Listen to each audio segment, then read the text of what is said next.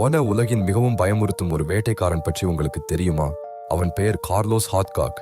Vietnam போரில் அமெரிக்காவின் மிகவும் கொடூரமான சுடுகாரன். அவன் தன் தொப்பியில் ஒரு வெள்ளை இறகை மாட்டிக்கொண்டான். அது ஒரு சவால். என்னை கண்டுபிடி என்று எதிரிகளுக்கு சொன்னது போல. வட வியட்நாமியர்கள் அவன் தலைக்கு பரிசு வைத்தனர். ஆனால் அவனின் மிகவும் திகிலூட்டும் திட்டம் ஒரு தூரத்து சுடுதல் அல்ல. ஒரு வட வியட்நாம் ஜெனரலை கொல்வதற்காக அவன் எதிரி பகுதியில் 1500 மீட்டர் தூரம் 3 நாட்கள் வயிற்றில் ஊர்ந்து சென்றான்.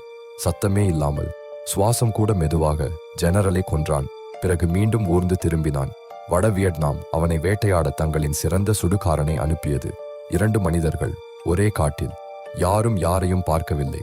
ஆனால் ஒரு நொடியில் எல்லாம் முடிந்தது. எதிரி சுடுகாரன் தன் துப்பாக்கி கண்ணாடியால் நோக்கிய போது ஹாத்காக் அதே கண்ணாடி வழியே அவனை சுட்டான். அமைதியே ஒரு ஆயுதம் என்பதை அவன் நிரூபித்தான்.